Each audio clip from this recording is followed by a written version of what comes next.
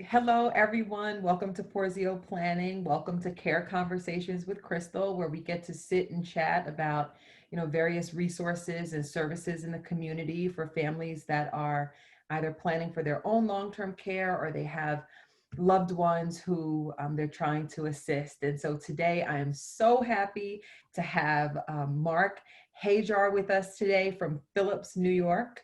I think he's coming to us from the great state of New Jersey, but is like a New York affiliate. Did I get that right, Marc? Yes, I'm originally from Bergen County, New Jersey, so I'm a New Jersey boy. Which will certainly make our Bergen County folks happy because, as I joked with you before, Bergen County people do not leave Bergen County. So they will be very, very happy to see you. So, can you just tell us a little bit about yourself and about Phillips and what type of services do you provide for people? Sure. So I work at Phillips Auctioneers. We're primarily based in New York City, and what we do is we're a fine art, jewelry, and watches auction house. And in addition to watches, jewelry, and art, we can do appraisals of that same type of property. So not just sales, but also appraisals. And what appraisals are, it's just a legal document with an opinion of value on it that you can use for planning purposes or insurance purposes.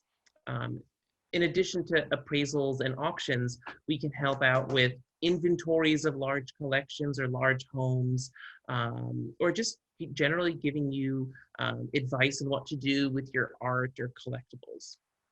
So, Marc, one of the things that has come up recently, I've actually had this in three different cases over the last year, is a little bit of what I call pre litigation planning. So, one thing that happens to families that we don't love to talk about is that when mom or dad gets sick or when mom or dad ultimately pass away, people's true feelings about their siblings start to come out, right? And then we really see who got the nicer doll and who got the toy train set that they really wanted and how the family feels like they're favorites. So in recent months, I've been recommending to clients that I know we're going to have these issues during their lifetime to inventory their property. So the inventory process is something that you can help with. Correct. Yeah. Inventories are something we can do. It's essentially just the on-site and the physical work associated with an appraisal, because an appraisal is really broken up into two parts. It's the examination portion, and then there's the research portion. So really with an inventory, we just cut out the research portion. So yes, it's Okay. actually something we can help with. But then to the extent that with that inventory, they then wanted to assign a value to it, you'd be able to help with that as well. Absolutely, because then the objects would be in our database. And at that point, we wouldn't really even need to physically inspect the works again, unless, there's been some sort of event that makes us doubt the condition of the objects, i.e., a pipe burst in the home or the basement flooded or something like that. We can then just start valuing from the comfort of our offices, and there's really no need to physically inspect something again. So yes, it's That's something that can be done at a later date. okay. So, after someone has passed, there are a lot of families or, decedents, we call them, the fancy word of decedent when they're gone, right? But Yeah. they'll have in their wills, I want you to split all of my tangible personal property to my children equally and share as nearly equal as possible. Or I want them to round robin by the oldest child to youngest child, and they pick the order of things or what have you. So that inventory is pretty critical in my world because it can combat a family member later from coming back and saying, well, mom had a blah blah blah in her room, and now that you're the executor, the blah blah blah is gone. If we have that inventory of a certain date, we'd be able to say, no, mom got rid of that, whatever it was, 3 months prior, or whatever, whatever time frame we need to provide. Do you also do the appraisals for insurance purposes or for like if we're going to be doing transfers between generations? Do you ever get involved in appraisals for that?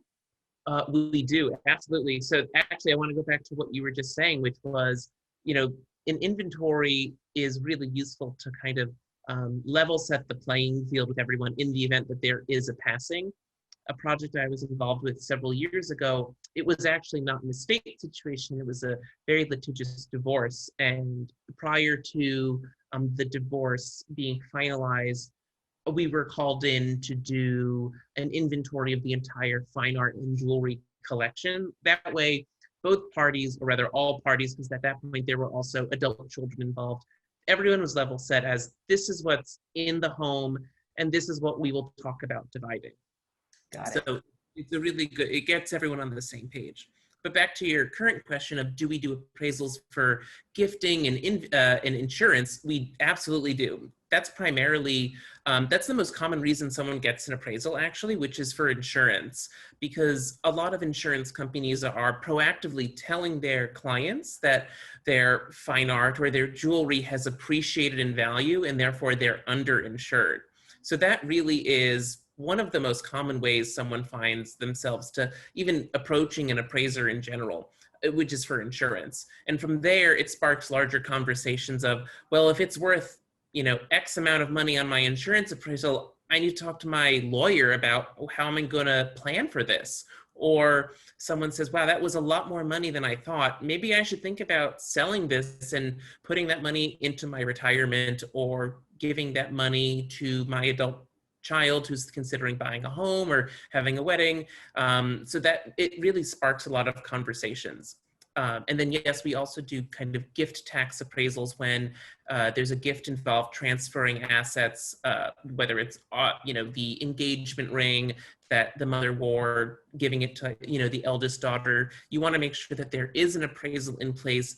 That way, there is a definitive value as of the date of gift, because down the road, if you ever decide to then sell that, you need to show its original value when you received it versus its sales price, because there's tax. We get you going and coming with capital gains tax for pretty much everything. Yes. And do the appraisals expire?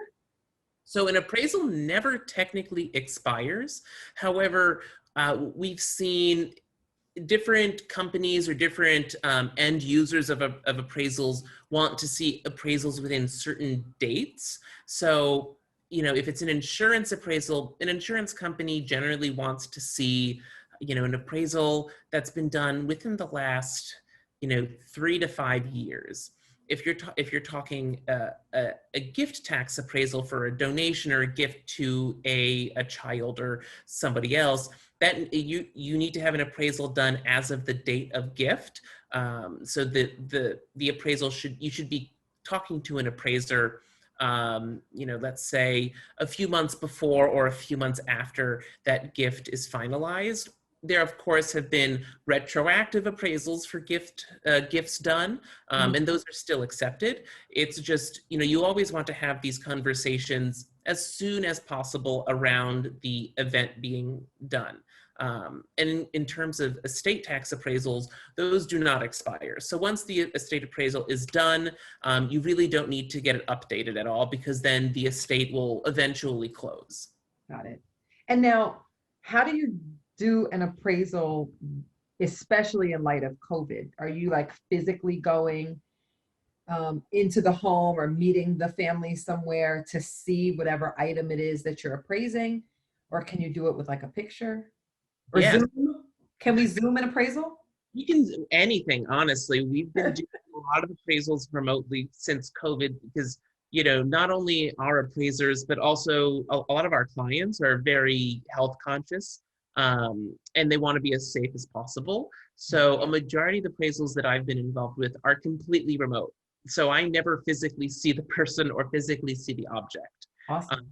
What this translates into is we obviously have to acknowledge this in the wording of the appraisal that it was completely remote, but it doesn't impact the value at all. I've only been involved with a handful of now on-site appraisals over the last few months, and those were on special occasions where it was for a large grouping where you can't really do a Zoom appraisal of 700 objects. You have to kind of physically go and look at each and every one. And when we do that, we of course keep our social distance. We wear face coverings. We're incredibly respectful of everybody, and we hope our clients do the same. But it's, we've adapted to this basically. And so so for my clients that are watching this, they know that generally I'm a playful person, right? The death and dying process is stressful. And so, we might as well bring some life to it, right? So, can you think of a time when you met with a family that thought that they had the next thing smoking and it was like not worth much of anything? Have you had one of those? I mean, that sounds like, my Tuesday, every single Tuesday. I think part of this process is, just uncovering and verifying what is indeed in your house. So everyone is, people in my position are always happy to look at something and tell you, it's a lovely work.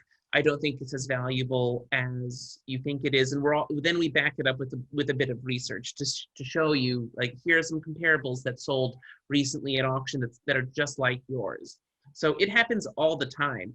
What's more exciting though is when someone finds something of value that they didn't really know they had.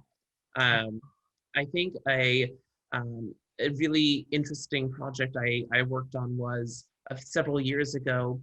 We had a client in Florida who was going through her mother's things. She's an adult. Her mother had recently passed. The mother was, I want to say, in her 80s.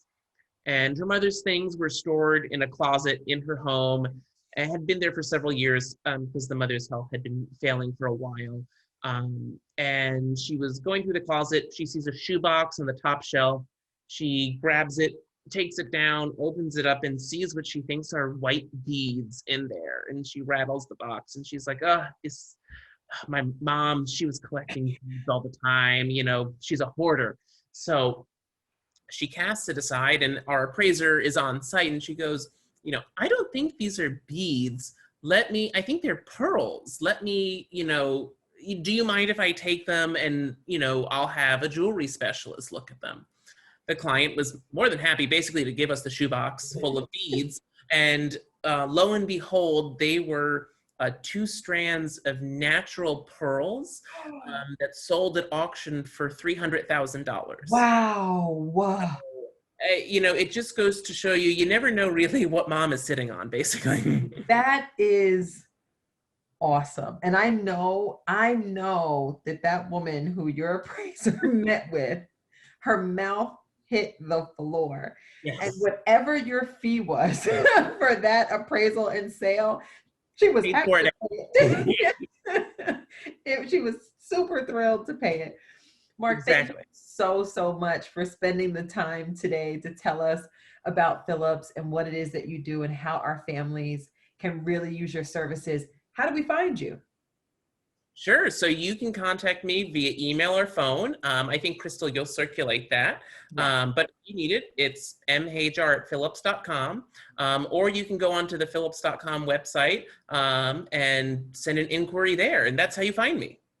Awesome. Thank you so much, Marc. Really appreciate it. And to everyone else, see you next time. Have a good day. Thanks.